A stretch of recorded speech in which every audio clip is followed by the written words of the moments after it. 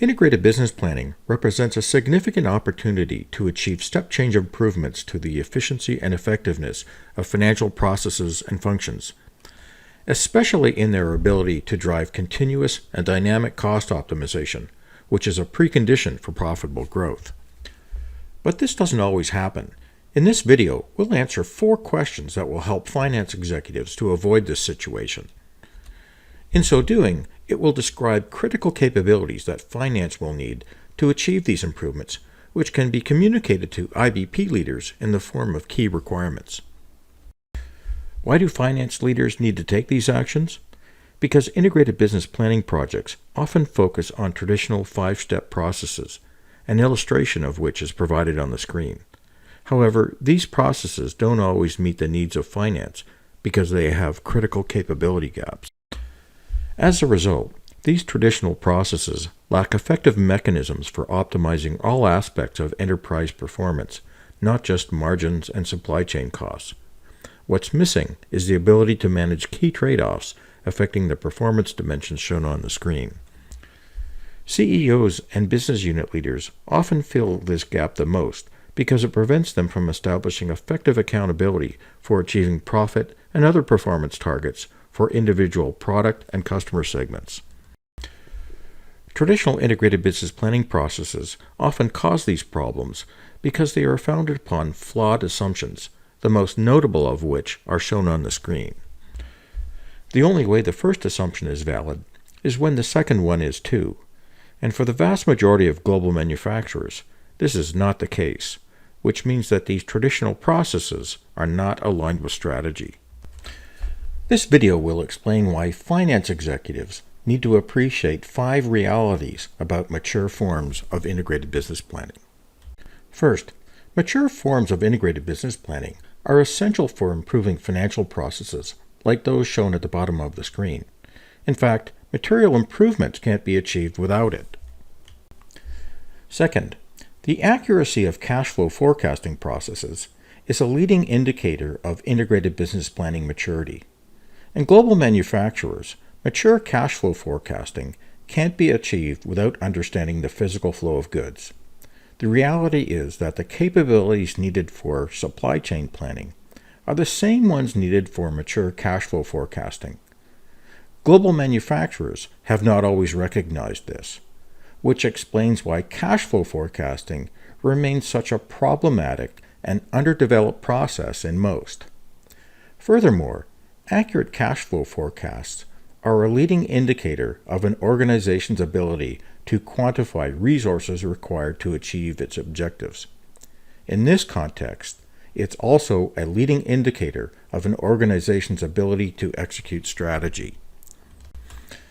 Third, mature forms of prescriptive analytics are required to improve both financial and operational planning and performance management processes. Financial leaders can think of prescriptive analytics as a mature form of driver-based planning. Operational leaders will probably be more familiar with terms like supply chain and inventory optimization, which are forms of prescriptive analytics. There are 2 interrelated issues when it comes to understanding the use of this technology in financial and operational processes. First, older supply chain tools are often immature forms of prescriptive analytics. While they may meet supply chain needs, they don't necessarily meet those of the rest of the organization. And second, in traditional approaches to integrated business planning, it's assumed that operations will be the primary user of these tools, and that they have exclusive rights to select tools that meet their needs. When it comes to mature forms of integrated business planning, this is an invalid assumption, and one of the primary contributors to the cash flow forecasting issues addressed earlier. Fourth, mature IBP processes can be worth 3% to 5% of sales, but this value isn't being realized. This is because critical capabilities are missing, ones that are needed to cope with the complexities of executing strategies in global manufacturers. Without them, manufacturers are not able to cope with complexity, the cost of which is 3% to 5% of sales. And last, a lack of upfront planning and education is a key reason why manufacturers are not realizing the potential benefits and value of integrated business planning. The question that is not being asked is, what will we do differently to avoid the mistakes of others? This is an important question to ask. The reality is that there is plenty of evidence that integrated business planning is falling well short of its potential, and it's not enabling manufacturers to execute strategies like those shown at the bottom of the screen. Early adopters of integrated business planning, or advanced sales and operations planning, are now recognizing these realities. In fact, forward-thinking CFOs are coming to two conclusions about their experiences. First, one of the primary shortcomings is that it lacks financial integrity. And second, it is really a financial process that should be led by finance. Appreciating these views starts with an understanding of why integrated business planning doesn't effectively support the finance function. So, why is it that finance functions are not benefiting more from integrated business planning? Answering this question starts with an understanding of how manufacturers should approach the design and implementation of mature integrated business planning processes. The first milestone involves meeting basic supply chain needs, but it should be done in such a way that it meets the needs of finance, which is one of the last milestones. The first milestone typically focuses on balancing supply and demand, while later ones improve profitability and strategy execution.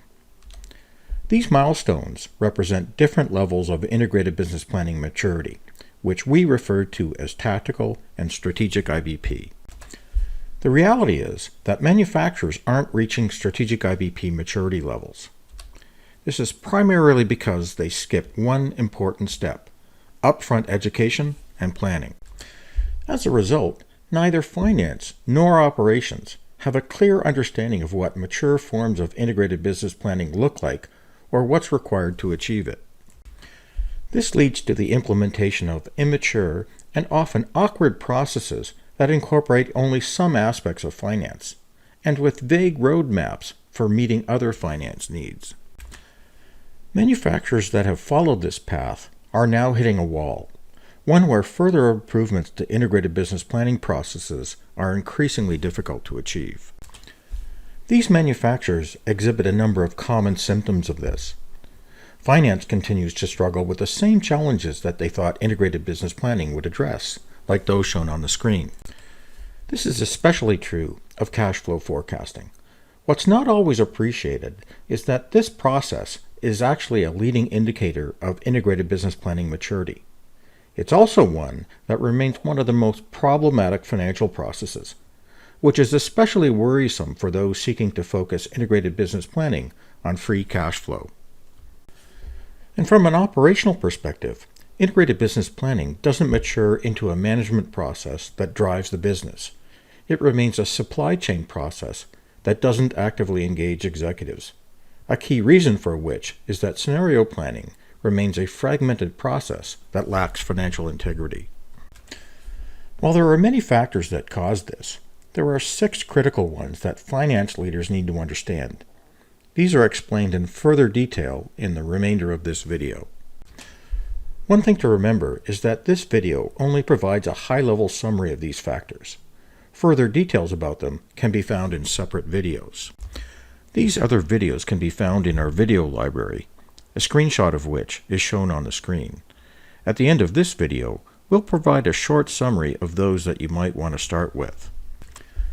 One of the most basic things that's often lacking from integrated business planning projects is a clear vision that outlines how key stakeholders will benefit from integrated business planning in clear and simple terms that they can relate to. From a finance perspective, one of the easiest ways of doing so will be to articulate what IBP will eliminate. One of the most notable benefits of mature integrated business planning processes is that they eliminate manual variance analysis and integrated reconciliation.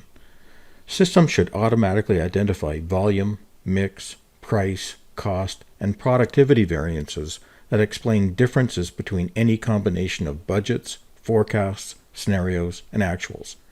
When these activities are not automated, it should provide early warning signs that financial and operational processes are not fully integrated, and that it will not help organizations avoid volume and mix surprises. Mature IBP should also eliminate separate cash flow forecasting processes. It should simply be an output of the process and eliminate the vast majority of manual activities required to support cash flow forecasting that is supported with traditional financial planning and forecasting software. Another important feature of mature IBP is that it should eliminate spreadsheets from planning. One thing that's common to planning processes supported by traditional financial planning software. Complex models often require offline calculations in spreadsheets. This should not be required in mature processes, as all assumptions would be maintained in an integrated model. The last distinction of mature IBP is that it should eliminate the need for special cost reduction studies. Such processes should provide an ongoing cost reduction inventory that is available at all times. In summary, these are the features of mature IBP that finance executives should be looking for. The absence of these features is also an early warning sign of immature IBP processes that may not meet your objectives. Some of the underlying capabilities that enable these features are covered in the slides that follow. The second factor that contributes to immature IBP processes is that maturity targets are not explicitly defined. This is especially relevant to CEOs and business unit leaders. Their problem is that they don't want to be the only ones accountable for profitability and inventory levels. They need to delegate this to segment leaders. But they need to do this in a way that causes segment leaders to make the right decisions. Business unit leaders know that inventory decisions cannot be made in isolation of profitability and cost to serve decisions, and that effective profitability management requires segment leaders to balance all the metrics on the screen. This means that segment leaders need to manage all costs associated with making products and delivering them to customers. This means that segment leaders will be managing costs that typically comprise 85 to 90% of an organization's cost structure, the others being fixed, which typically represent 10 to 15% of cost structures. The complication is that segments often share resources across business units and legal entities.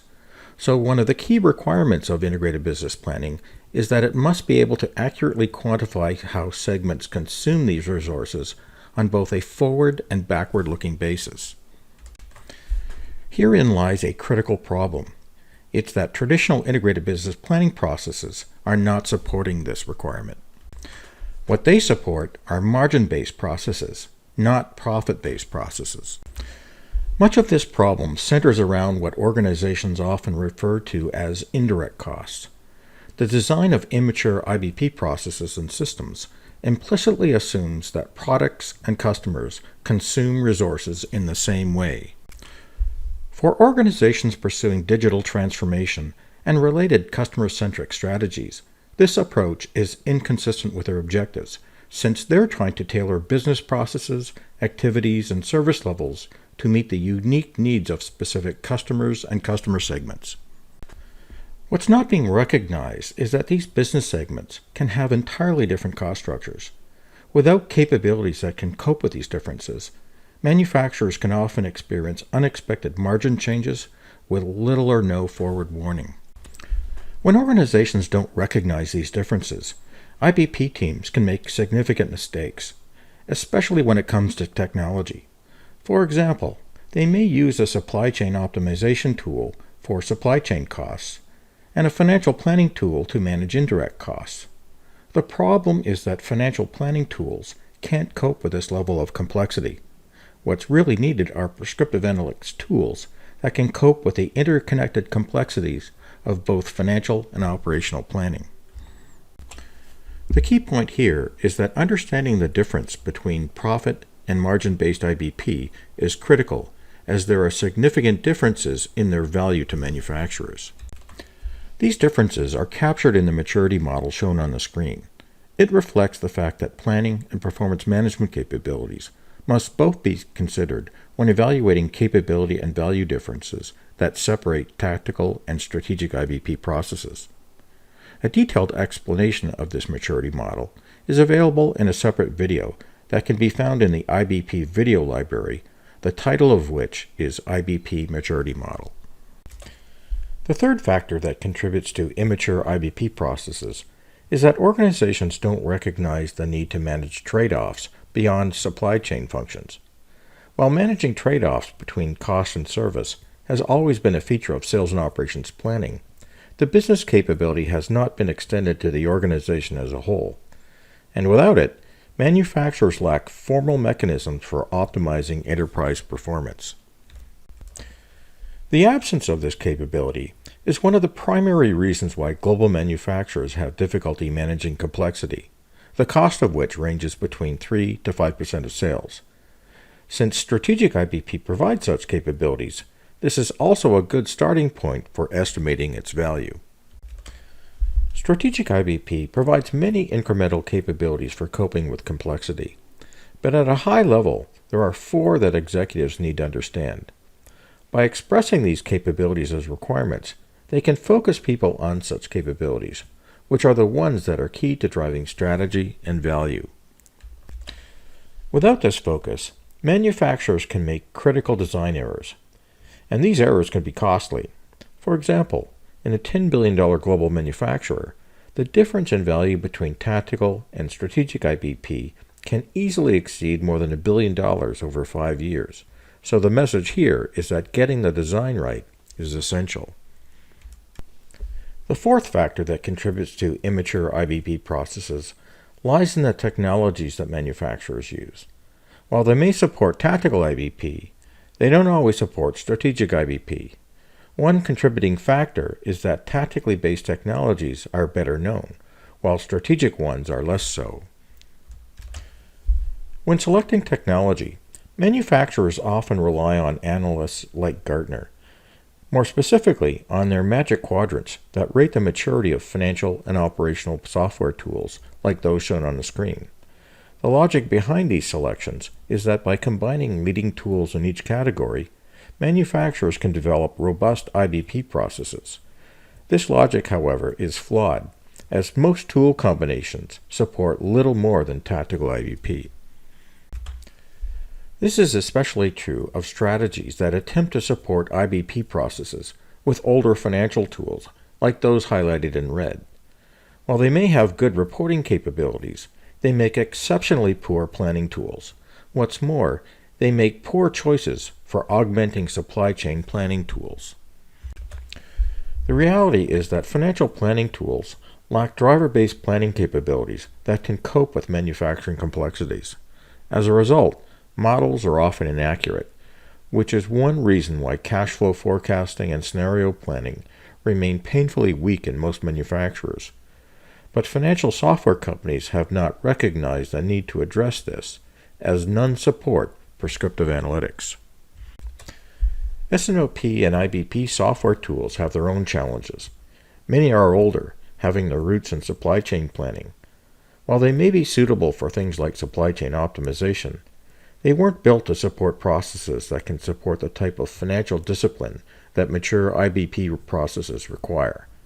What's more, they're not always flexible enough to support finance through various implementation milestones.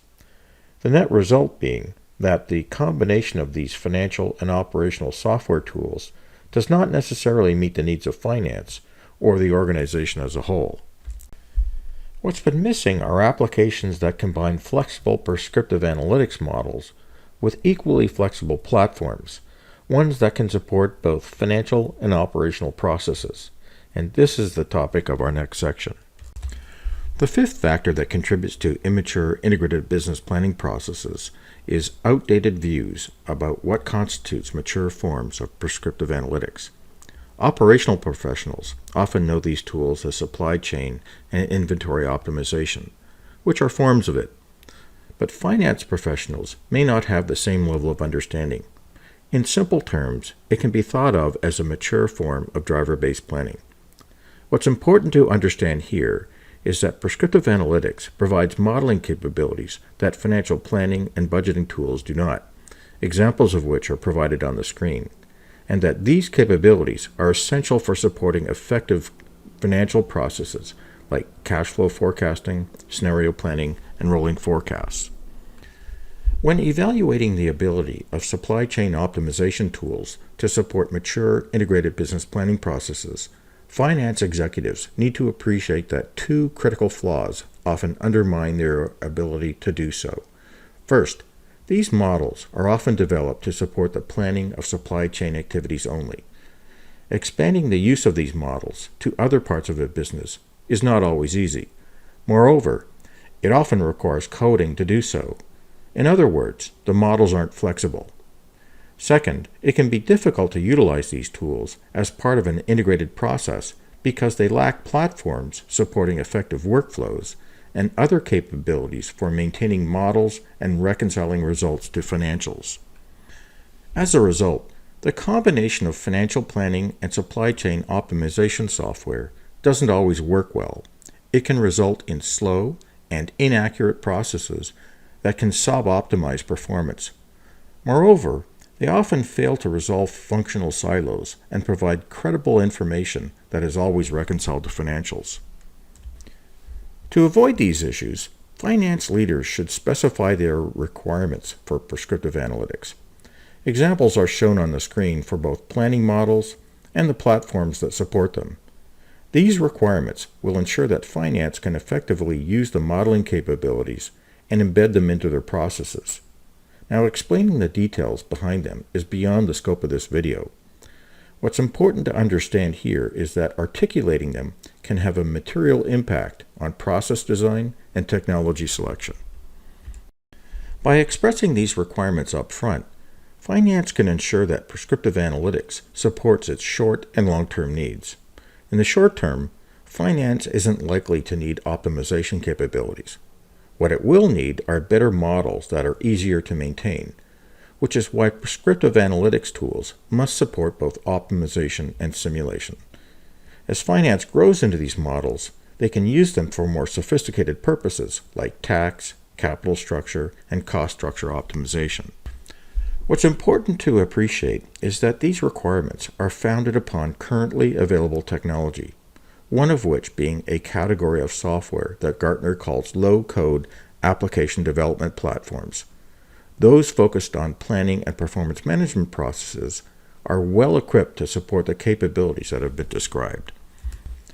What's also important to note is that the platform capabilities required to support prescriptive analytics models are the same ones required for other financial processes, like record to report and internal control management, and similar synergies exist with other processes.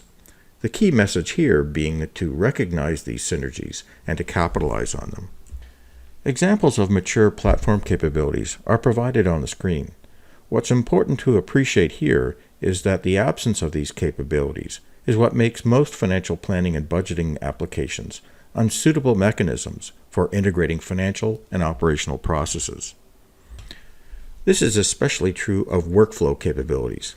The most notable flaw in financial applications is that workflows follow only charts of accounts. The complexity of global manufacturers requires more flexible workflows, especially as organizations are phasing in integrated business planning. After all, no organization will implement all aspects of integrated business planning all at once. The last factor that contributes to immature IBP processes is when finance can't confidently articulate its requirements of IBP projects. Provided on the screen is a summary of the process features that you should expect from IBP projects. In many cases, they summarize issues addressed earlier in the video. The second set of requirements relate to scenario planning. One worth highlighting is that finance must be capable of executing end-to-end scenarios without interruption. This requirement is specifically focused on preventing IBP projects from selecting and implementing immature financial and operational planning tools that require the use of spreadsheets to manage assumptions. What's important to note is that these high-level requirements are sufficient to change the direction of IBP projects and focus them on meeting the needs of finance and the organization as a whole. One critical requirement to highlight is that integrated business planning must be capable of producing the graph shown on the screen from both an actual and planned perspective. These are explained in detail in separate videos. In short, financial processes must simultaneously support functional and process-driven planning. In turn, this matrix plan supports productivity and trade-off management, as shown on the right. In this example, it illustrates a formal mechanism for optimizing the performance of an order-to-cash process. What needs to be recognized is that the capabilities underlying these graphs are the primary ones driving the vast majority of the value of mature integrated business planning processes, and that they are also critical for achieving the objectives shown on the screen, the most notable of which is continuous cost optimization. Further details about this requirement and the value of these capabilities can be found on our website in a blog post, the name of which is shown below. This concludes the review of the 6 factors that were identified earlier. At this point, you should have an appreciation for 3 things: how these factors contribute to immature IBP processes, how they impact finance and the organization as a whole, and what finance should expect from IBP projects to avoid processes that don't meet its needs. After watching this video, it may confirm some of your suspicions about the direction of the IBP project and its ability to support finance, especially if it seems like IBP processes have the characteristics shown on the screen. If this is the case, some sort of intervention may be required. Such an intervention should be answering the types of questions shown on the screen. Of course, acknowledging the fact that these questions need to be answered is indicative of inadequate upfront planning in the first place, and depending on the answers, it may require addressing issues of IBP leadership and ownership. The purpose of this intervention is to gather sufficient evidence to determine if a more detailed assessment should be undertaken. It comprises the 5 tasks shown on the screen, which can be completed in less than 1 day with a small group. Earlier, we referred to other videos in our video library. If you'd like further information, here are some of those videos that you might want to start with. This 5-minute video explains how strategic IBP creates value, the key capabilities supporting this value, and evidence of why the value exists. This 7-minute video is focused on non-finance executives. It describes the difference between tactical and strategic IBP, and why traditional approaches to IBP fail to live up to the expectations of it being a strategic management tool. This 11-minute video is similar to the last one, but it provides incremental insights that are relevant to finance executives. This 13-minute video provides details of the 4 critical capabilities that comprise strategic IBP, along with why they are important and how they create value. This 8-minute video builds on the finance one, providing insights specific to cash flow forecasting. This 13-minute video provides details about the nature of prescriptive analytics, especially its relevance to cash flow forecasting and scenario planning. This 1-hour video provides a detailed description of the IBP maturity model that is used throughout the other videos. When we started, the following key messages were articulated. The insights in this video should have provided an appreciation for the thinking behind them. These insights should also have answered the key questions that we started with, and provided you with an understanding of the key requirements that will be important for making integrated business planning processes relevant and valuable to finance. Thank you for watching this video. For questions or further details about its contents, please feel free to use the contact information on the screen.